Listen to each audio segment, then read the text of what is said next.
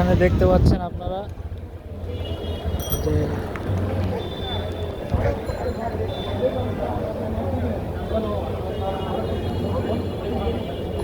কার্যকর ভূমিকা রাখতে পারি।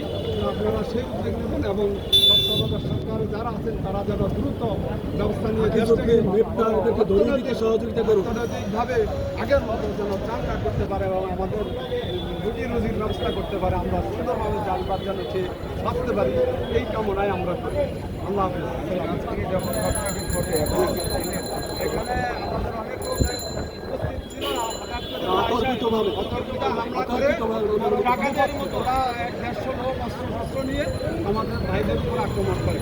গ্রাহকরা এখানে আসছে ব্যাংকিং করতে, গ্রাহকদেরকে হামলা করে গুলি করে তারা চলে যায়। আমাদের 7-8 জন ভাইকে আহত করে এখন তারা হাসপাতালে ইসলামের মিথ্যার আকিজউদ্দিনের গুন্ডা ইসলামের যে সমস্ত কর্মকর্তা এখানে নিয়োগ দেওয়া হয়েছে রাখা ব্যাংকার না ইসলামের গুন্ডা টাকা পাচার করার জন্য ওদেরকে মূলত এখানে রাখা হয়েছে। এরা এখান থেকে লক্ষ হাজার হাজার কোটি টাকা নিয়ে ইসলামী ব্যাংকের গ্রাহকের টাকা নিয়ে গেছে। মূলত গ্রাহক গরিব মানুষের টাকা তারা লুটপাট করেছে। এই গ্রাহকের টাকা যেন আবার ফিরে আসে, ইনশাল্লাহ গ্রাহকদের পরিপূর্ণ টাকা ইসলামী ব্যাংক সব টাকাই ইসলামী ব্যাংক আল্লাহ রহমতে দিতে পারবে। আপনারা সবাই স্যার আপনার এখানে রেজিগনেশনটা কি আমরা কি একটু জানতে পারি? গ্রাহক। ও আচ্ছা, গ্রাহক।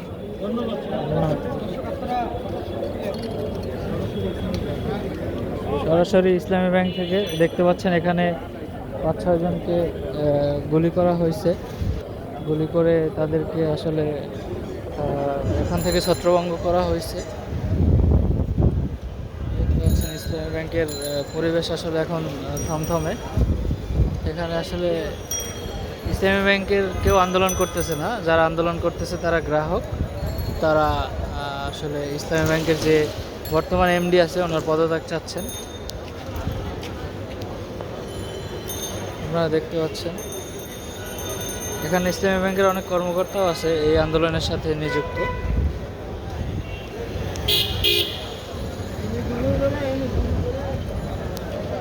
এখানে কয়জন গুলি করছে কাকা আপনি দেখেন না?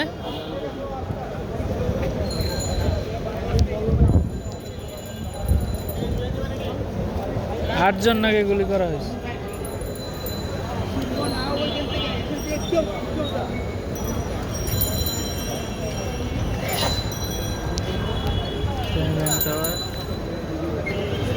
মিটিং হইলো ওই সময় গুলি করছে।